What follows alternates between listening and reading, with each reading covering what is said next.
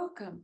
This is going to be our second little restorative practice. And what I want to do is I want to start off where we left off. So we're either laying on our bolster or our pillow, our home pillow. But I'm using my home pillow right now to keep my hips even. I'm not going to stay here long. This was number one, but I realized after I did it that I didn't show us how to come out of it. So now we're down here relaxing for 10, 15, 20 minutes if we're lucky enough to carve out that time in our day. And when you're coming out of this posture, maybe our eyes are covered, really nice. When you're coming out of this posture, you've actually been in a back bend for quite a while, and you've opened yourself up into the world, and you have more courage, and your heart is more open, your spine is stronger. And so you might want to come out of this very slowly and carefully, bringing the knees together. Matter of fact, because we're doing restorative, you never want to come out of anything fast. You never want to move fast. It's all about slow in the parasympathetic nervous system. So what I'm going to do is I'm going to show us the counter poses that you can use, and I'm going to suggest one, but for some people that doesn't work. So I'll show you two. Okay, so here we brought our knees together. That's a little bit already letting things adjust a little bit. Then to further let things adjust, you'll roll over onto one side. You might want to scooch off of your pillow or bolster, whatever you're on, and rest on it for a moment, or just come off it totally if that works better. And just bring your knees in for a moment. And then when you come up, just let your head hang. Bring yourself up slowly, carefully. Now, the counter that we normally do is baby pose, child's pose, balasana. And you can do that really nicely with a bolster if you have one, but you can also do it really nicely with these home pillows again that we take right off of our bed and bring into wherever we're using our space for yoga at home. So I'll show you first with the bolster, and that is here. And there's a reason the chair is there today. And for me, I'm pretty flexible here, but I still want support. So my buttocks are on my heels, probably don't need support there, though I'll show you the options for support. And theoretically, if I'm doing restorative, again, remember, you don't want to be pulling on anything. So even though I could just go down on one, I'm going to get myself a little bit higher. I'm going to go down onto two bolsters. And again, we want to be here for a good length of time. If you have a timer, putting on a timer for 10, 15, 20 minutes. I'd say minimum 5 minutes, but if you can give yourself longer, that's much more restorative. A full-on restorative practice might take an hour with just a few poses in it. And so you're here breathing through your nose, feeling the breath expand into your belly and low back. This one is really known as a de-stressor. And it was the first yoga pose I ever learned when I was 18 years old, and I was not doing very well mentally and emotionally my freshman year in college. And the therapist they sent me to showed me this posture, which I didn't understand at the time, but I did it. And then I got curious about learning more about yoga. Anyway, we're going to come up now so I can show you how to use the other props. You might need, again, it could be rolled up towels, big bath towels, or something that's got some substance, or a blanket, but I'm going to use a pillow. And let's say you don't have bolsters at home, you could grab one or two pillows. And again, I'd say more than one. That's why I'm leaving the bolster there. So you have some height. Again, you might say, but I'm comfortable going further. But remember, we're going to be here for 10 to 20 minutes. And like I said, in the first one, you want to feel really nothing, like you're floating on a cloud. And then you'll stay here for some minutes. Now, for example, someone might have knee issues, ankle issues. For me, I've got top of the feet issues, actually. So if I don't have padding on my feet, this would be really uncomfortable, and I'd have to put something there.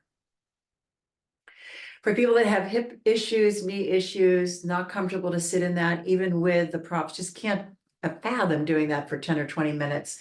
The other option would be to grab a little chair at home, really easy. Let your legs open around the outside, the perimeter of the chair legs, and then just gently find a way to find a forward bend this way. And you don't have to go very far to get to forward bend. If you have a little more flexibility, you can come forward. But remember, you're not going for this big pull. You're going for a gentle, supported release. Okay, so that is a nice counter pose. It can be done by itself, as can Supta Baddha Konasana. But if you're going to do them together, then I would recommend doing the back bend first and this the forward bend second. And then you've got a nice little well-rounded restorative practice. If you give each pose 10 minutes, then it's 20 minutes of your day. If you can give each pose 15 minutes, it's 30 minutes of your day. And that is a really good thing for all of us to de-stress and become calmer through life's challenges. Okay, so thank you very much for viewing this and see you next time.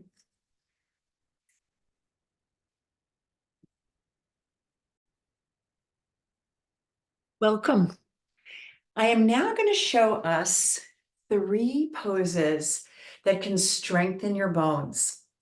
So scientific studies show that if you hold the posture for 30 seconds, very intentionally squeezing the muscle to the bone. So as I've gotten older, I really work my muscles a lot, but they're just not as strong looking as they were when I was younger. However, that doesn't mean you can't work the muscle to the bone. And that's what helps strengthen the bones.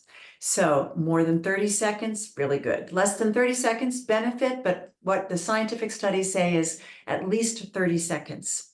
So the first pose is a very classic one, and that is plank. I'll also call that upper chaturanga because chaturanga is much stronger than that and would be challenging to hold for 30 seconds. And so we're going to come forward onto all fours, spread our fingers wide, have your outer elbow a little bit out towards your pinky and your inner elbow a little bit in towards your thumb. So your shoulders girdle feels wide.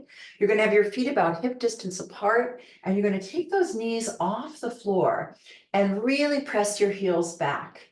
Look at the floor so your head doesn't drop off the floor. Look a little bit ahead of you. And breathe. Breathe through your nose. The breath will give you the strength. I don't have a timer here, but we're going to go for approximately 30 seconds. Breathe.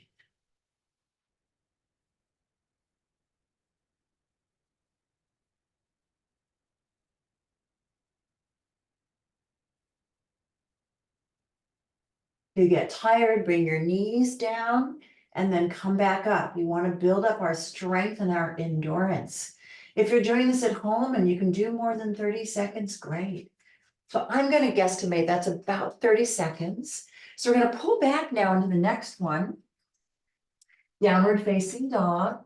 And remember to squeeze the muscles. So the outer elbow is still in line with the pinky and the inner elbow still in line with the thumb. We don't want to jam our shoulders in.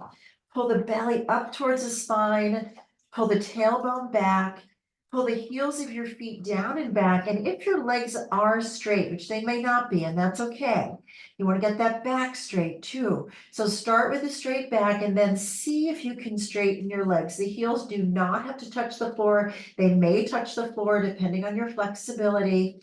Really squeeze those arm muscles. This helps us get us very strong for other poses where we put a lot of energy into our arms and keep them strong, keep our strength as much as we can. So squeeze those arm muscles, squeeze your belly, squeeze those big muscles above the knee. See if you can think of squeezing the front of the leg, because this is stretching the back of the legs and strengthening the front, stretching the back and strengthening the belly and the front. But you are strengthening those back muscles. Feel them working. Feel those arm muscles working. Very good. And now I would say that's 30 seconds. So let's walk it in and carefully come up with an inhale. Make your belly strong to support you, and exhale. I'm going to change the camera position. This next one is going to be tree pose, and you are going to stand on one leg, and this may be challenging, so you can use the wall in a variety of ways. I'll show you first without the wall, a way you can learn how to do this. You can start out with your heel right above your ankle, bringing your palms together. Anytime you're closer to your center of gravity, it's easier to balance. Engage the standing quadricep, which we are just working in down dog. Engage the standing buttock, slight engagement of your belly, nice soft gaze to the floor or out in front of you. And then see where you can take this leg. If you can take it all the way up and press it in and bring your arms up in the air, do that. I'm going to hold this instead of showing you my arms. I'll show you arms next side. And so my arms can be at a 90-degree angle, kind of like a V, or they can be palms together, or again, you can bring them down here. Again, 30 seconds. Can you do more? If you can build this up, this is very useful because as we get older, we have a tendency to fall more. We lose our balance more easily. So let's say that that's approximately 30 seconds. Let the arms come down from wherever you had them. Let the leg come down. Now I'm going to show you on the second side that you can use the wall. Matter of fact, this is the side that's more challenging for me to balance. So I can use the wall.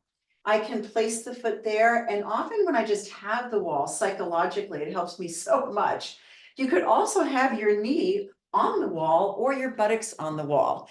And now for a moment, I'm going to let you see my, oops, other direction, let you see my arms. So now I'm on my more challenging side.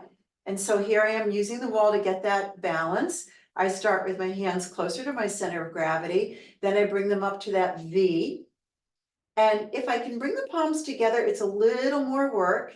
I want to feel like I'm lifting up from my hips to my fingertips and trying to make my hips even. Those are all things you work on after you just work on that balance. Squeezing my standing quadricep, the muscle above the knee, squeezing that buttock. You can wobble a little bit. That's all right. Use your soft yogi breath. And then see if you can bring your arms down and then your legs down.